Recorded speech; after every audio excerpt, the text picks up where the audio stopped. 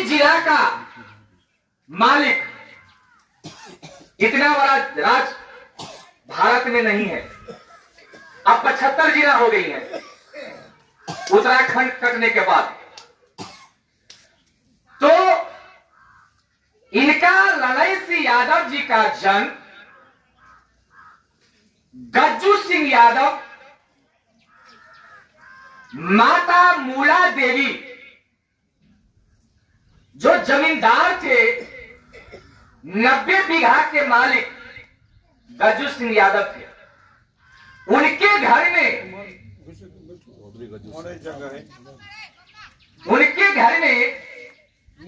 आज ही के दिन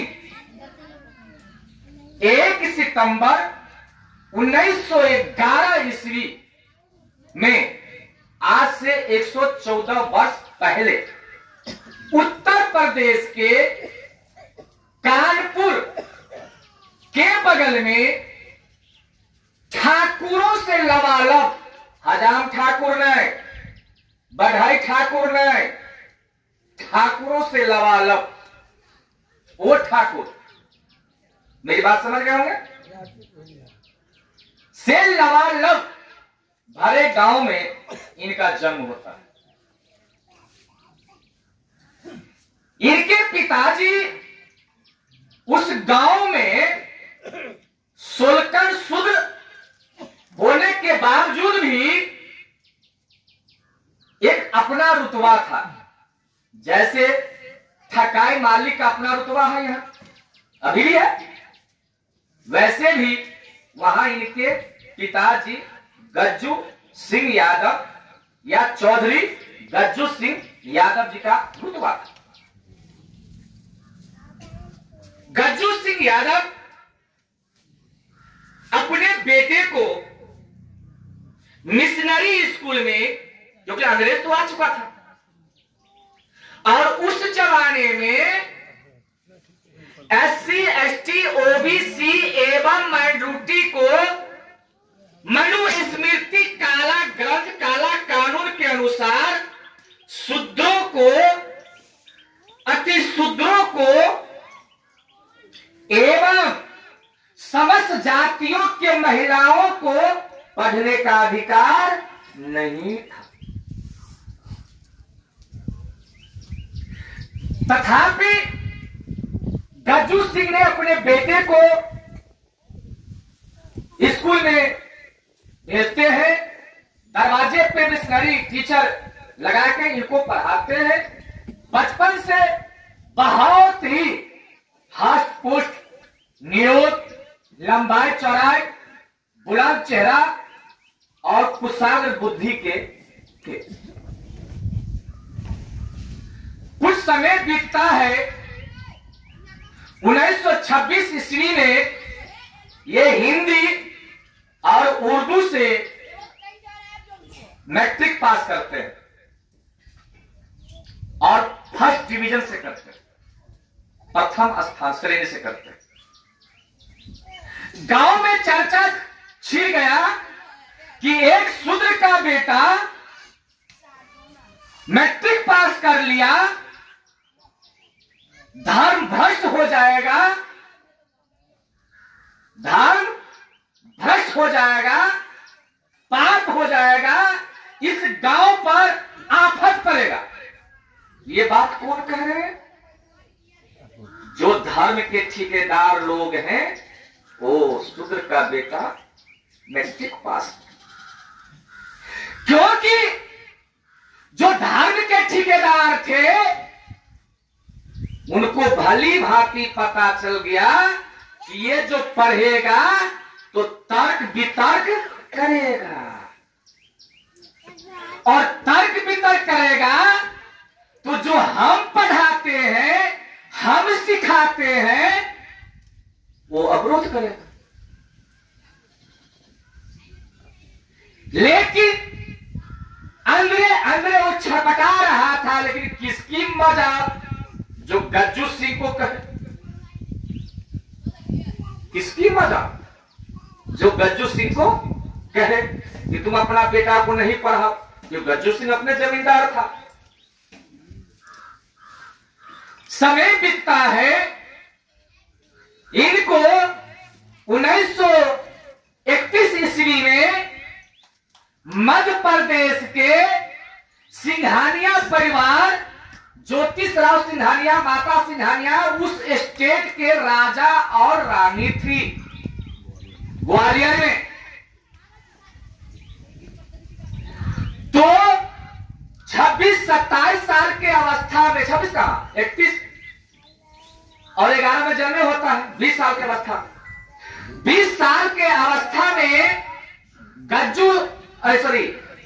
लड़ाई सिंह को सिपाही में, फॉरेस्ट सिपाही, जंगल में जो सिपाही का भर्ती नहीं होता देखने करने के लिए, इसको फॉरेस्ट सिपाही बोलते हैं, फॉरेस्ट रेंजर बोलते हैं।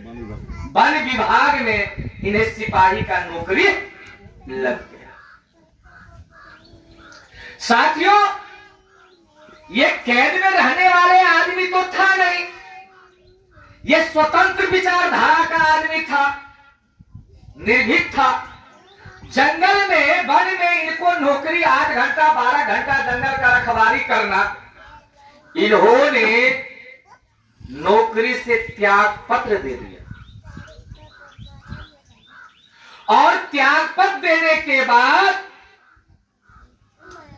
मध्य प्रदेश के सिपाही, हर राज्य का अपना एक सिपाही होता है, तो उस सिंघानिया राज दरबार में राजाओं का अपना एक सिपाही था, कोष था, कुशान था, विभाग था। उस विभाग में पुनः इनको नौकरी लग जाती है।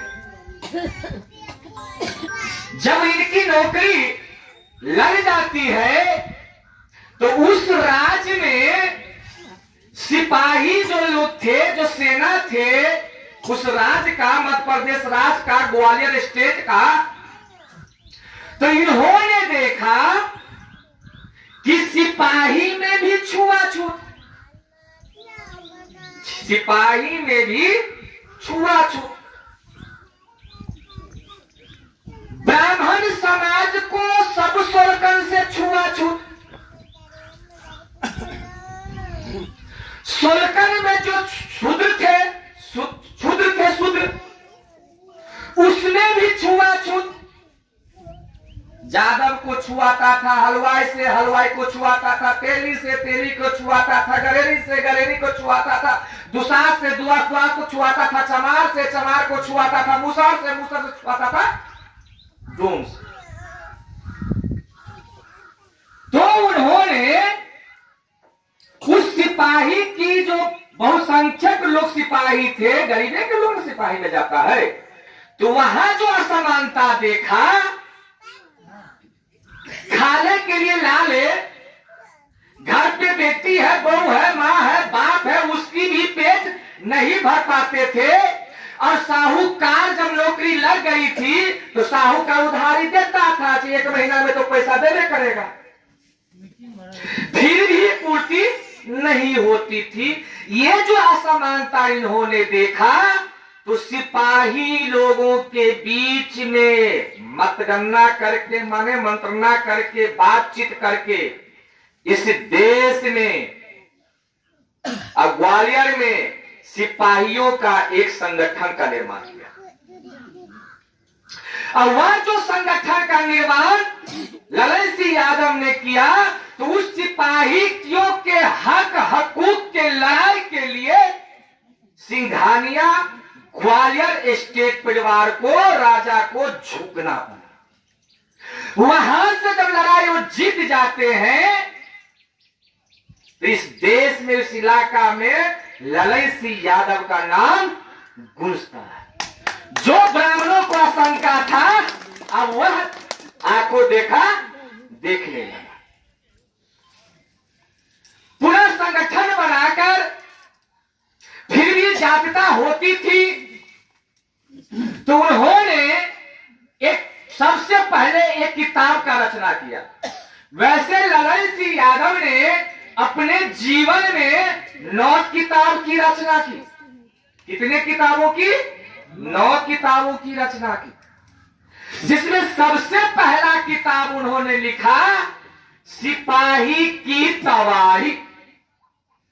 क्या नाम था?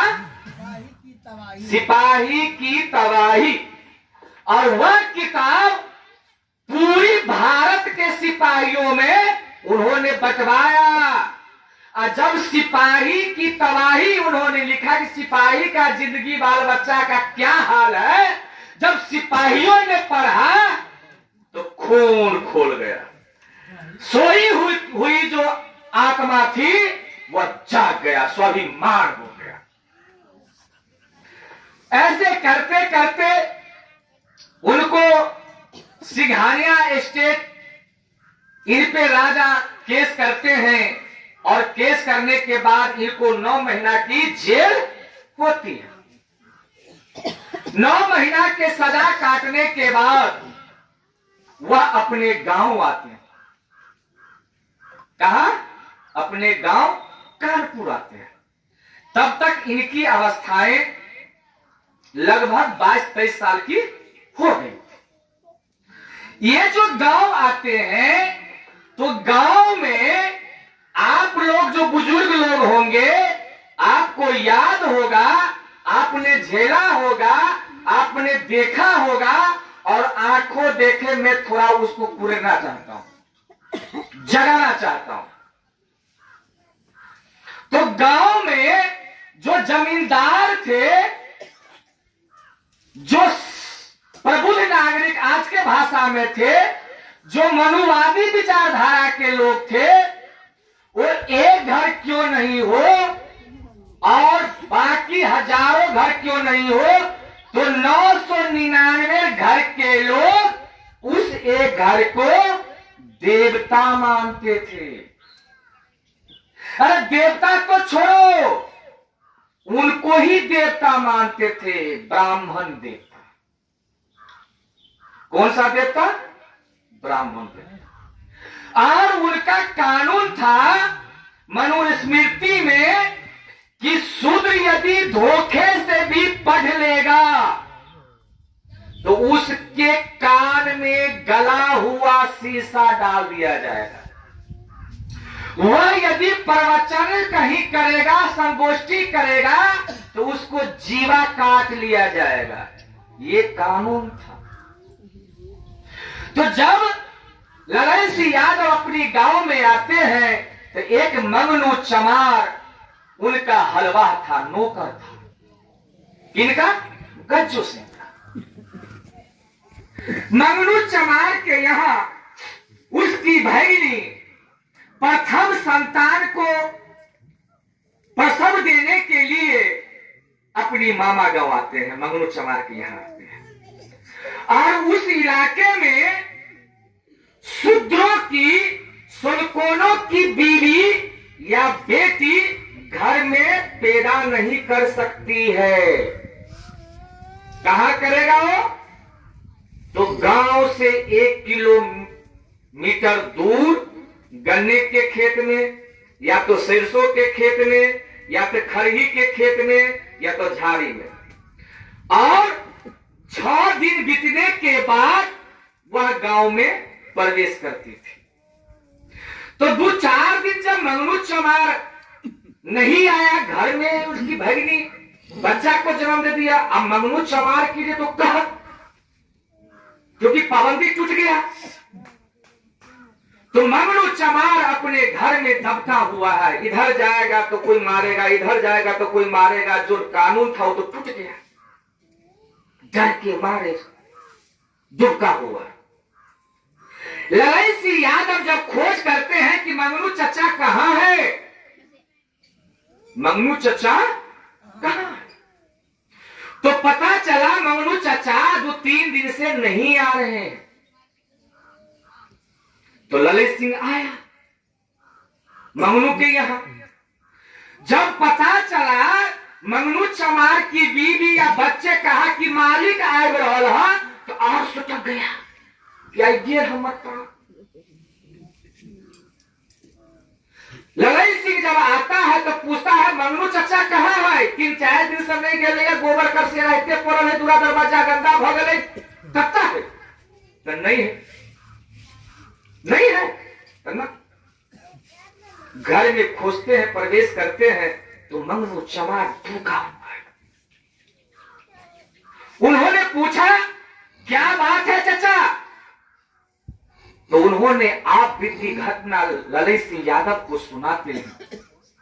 जब ललई सिंह यादव इस बात को सुनते हैं तो उनकी खून खोल जाती है और जमींदार का बेटा वह अपने घर पे समाद भेजता है कि फन्ना चढ़वा के, फन्ना नौकर के, फन्ना चचा के, फन्ना चचा के कहा 20, 25, 50 आदमी के लाठी लग आवा। साथियों 80 आदमी की फौज लाठी लेके आता है और मंगनू चमार के दरवाजा पे बैठ जाता है। ब्राह्मणों को जब पता चला, ठाकुरों को तो पता चला, तो वो भी गुट बनाकर मंगनू चमार को गांव से बदतर करने के लिए, बाहर करने के लिए, मारने के लिए वो भी झुंड बना के आते। जब ये कुट्टी से कुछ दूर पहले ही वो ठाकुर समूह में जब आते हैं तो देखता है सबके हाथ में लाठी। तो समझ गया वो बुद्धिजीवी कौन होता है ना कि मामला गड़बड़। उसमें से एक आता है ठाकुर, अब पूछता है की हो लड़ाई और की बात है हो ये लाठी लो का की बात कोनो बात तू कत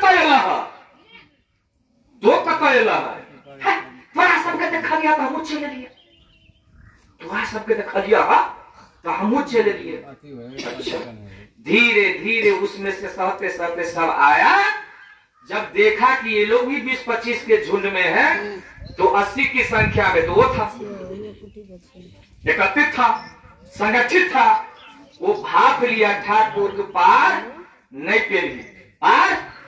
पे भी तो वह झुक जाता है और तब वह नाच गान तमाशा उल्लास होता है। ऐसे ललई सिंह यादव अपने गांव में आ जाते। फिर समय बीतता है 20 साल 21 साल के अवस्था में इन्हें दुलारी देवी, उसी इलाका के बगल में इन दुलारी देवी के पिताजी जमींदार और बहुत ही कुशल मानवतावादी, समतावादी, भाईचारा मानने वाले इंसानियत थे। तो दुलारी देवी के पिताजी ललई सिंह यादव के पिता से बात करते हैं तो दोनों परिवार समतुल था।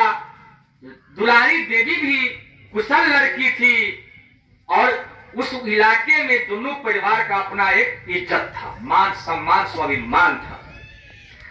गज्जू सिंह अपना बेटा के विवाह करने के लिए वचन दे देते हैं। दोनों दुलारी देवी का और ललई सिंह यादव का शादी होता है तो 1939 ईस्वी में उन्हें एक पुत्री जन्म देता है। 1939 ईस्वी में एक पुत्री का जन्म होता है और 1933 ईस्वी या 32 ईस्वी में इनकी शादी होती है, 20 साल की अवस्था। आप सोच लीजिए उस जमाने में बच्चा गोद में हुआ करता था तो परंपरा थी गांव का शादी कर देने का। बहुत से बहुत ज्यादा हो जाता था तो 9 साल के अंदर में जो माता पिता अपने बच्चे को शादी नहीं करता था तो उसको अशुभ माना जाता था। लेकिन गज्जू सिंह इस बात को नहीं माना।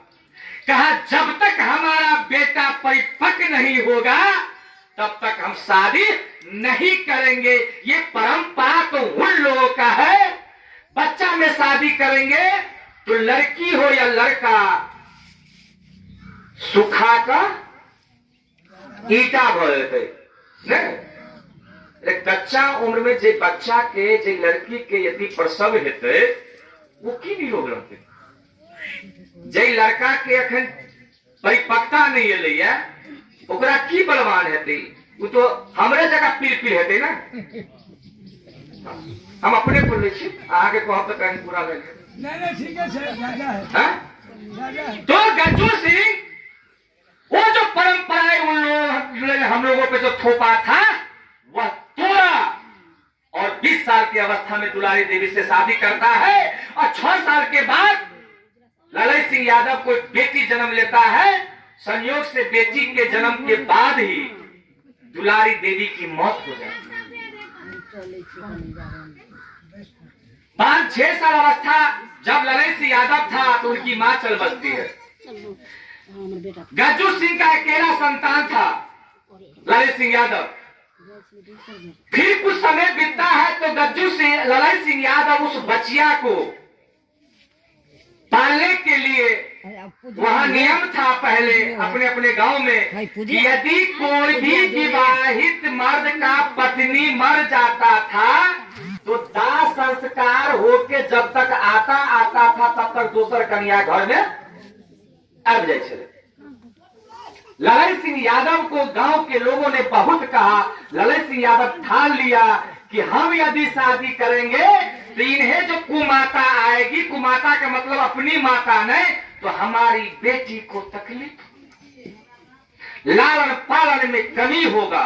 तो उन्होंने उस बेटी के लिए आजीवन शादी नहीं करने का प्रण लेते हैं। संयोग से बेटी भी 7-8 साल 10 साल की अवस्था जब होती है तो वह भी बीमारी से मर जाती है। अब तो ललई सिंह के ऊपर आफत ही आफत, मां का छाया चला गया, पत्नी की साथ चला गया, एक बेटी थी वो भी चली गई। अब बूढ़ा बाप गज्जू सिंह और ललई सिंह, धीरे धीरे समय बीतता है। गज्जू सिंह भी 1950 ईस्वी में इस दुनिया से चल बसते हैं। इसके बाद इनका सामाजिक कार्यक्रम नहीं रुका, अनवरत चलता ही रहा। तो 1971 ईस्वी में उन्होंने एक किताब की रचना की, सच्ची रामायण का हिंदी संस्करण, और एक और किताब उन्होंने लिखा, रामायण, सच्ची रामायण की चाबी। जब वह किताब छपा तो ब्राह्मणवाद की जमीन हिल गई, जमीन धस गई, क्योंकि जो उनकी थोपी हुई भाग भगवान तुमको सब कुछ देगा, तुम्हारा करने हुआ इस जात में पैदा होना, तुम सेवा करो, फल की चिंता मत करो, फल भगवान देगा। मैं आप लोगों से पूछना चाहता हूं, बिना कर्म किए हुए मजदूरी मिलती है क्या? बिना काम किए हुए मजदूरी मिलती है क्या? आप घर से यहाँ आई है तब हमें सुन रही है, हम घर से बाहर आए हैं तब आपको सुन रहे हैं। हम घंटी बजाएंगे तो पेट भरेगा क्या? नहीं भरेगा, क्योंकि हम देने वाले हैं। आपको दिमाग में बैठा दिया और मंदिर में जिसको आप देते हो तो न भाग खाता है न भगवान खाता है, केवल और केवल एक ही जात खाता है जो खाते आ रहा है, उसकी दुकानदारी है। आपको डरा रखा है कि तू एना नहीं करबे तो बेटा पर ई भो जेतो, तो एना नहीं करबे तो सुहाग एना भो जेतो। महिला को डरा के रखा है। मैं पूछता हूं, जो कभी पंथी लोग हैं, जो रामानंदी लोग हैं, कभी पंथी तो भाग भगवान को मानता ही नहीं, चौड़चन तोड़चन दीपावली अजय सैन तो करता ही नहीं। कहां कर बेटा के कुछ हो, कहां कर घर वाला है कुछ हो, तो तर्क है। इस दुनिया में आपको तर्क देगा। आप आदमी हो तो सोचो, आपके पूजा के बहाने ही आपको क्यों कलश यात्रा करवाता है? स्कूल के लिए कहां लड़ाई लड़ता है? स्कूल पर क्यों नहीं पढ़ाएगा? वो जानता है पढ़ लेते तो हमसे आगे बढ़ जाएगा, हमारे जो चाल चलन वो पकड़ लेते। आप देखिए अपने गांव में जो पढ़ लिख लिया है, जो नौकरी पैसा में चला गया है, उसके दरवाजा पे बैठता है। कल मैंने देखा राजीव रंजन के यहाँ, लेकिन राजीव रंजन के ही जात में कोई यादव होगा और वो गरीब होगा, वहां नहीं बैठेगा। बैठेगा तो ना ना ना ना दया वया देखेगा। उस चीजों से आजाद कराने वाले प्रहरी के रूप में हम लोगों के मसीहा ललई सिंह यादव लड़ाई लड़ते हैं। ऐसे महान पुरुष थे ललई सिंह यादव। साथियों, ललई सिंह यादव के बारे में यदि मैं बताना चाहूं तो 3 घंटा कम पड़े, तो 3 घंटा हम ही ले लेंगे। तो हमारे मानवर जी गया से चल के आए हैं, जो विद्वान है इस विभाग के। हमारे एडीएम साहब आय काल के विकास मित्र रिटायरमेंट करते तो दरवाजा पर से निकले कि हो अखिलेश भैया आई एडीएम पद से रिटायरमेंट है। इनका 3 पीढ़ी भी खाएगा तो नहीं सटेगा, नहीं खत्म होगा। फिर भी समाज को जगाने के लिए ये एडीएम के रूप में नहीं आया है आपके बीच। ये आपका बेटा, भाई, पिता बन के आया है कि नहीं? अरे हम जगह तो जग गए, उससे क्या होगा? हमारा समाज अभी भी बहुत पीछा है। ये आपके बीच आया है। समाज के सबसे निचले पायदान पर मुसहर समाज को माना जाता है। रंग रूप से आपको लगता होगा ये क्या बोलेगा। जब बोलेगा तो धरती डोलेगा। ऐसे सख्त है विनोद क्रांति सदा। और ये भी इनकी पत्नी आई हुई है, वो अपनी पत्नी को लेके आया है। बेटा भी है। आप जानते हैं बेटा का नाम इन्होंने क्या रखा है? राजरत्न। आप अपने बेटा को नाम क्या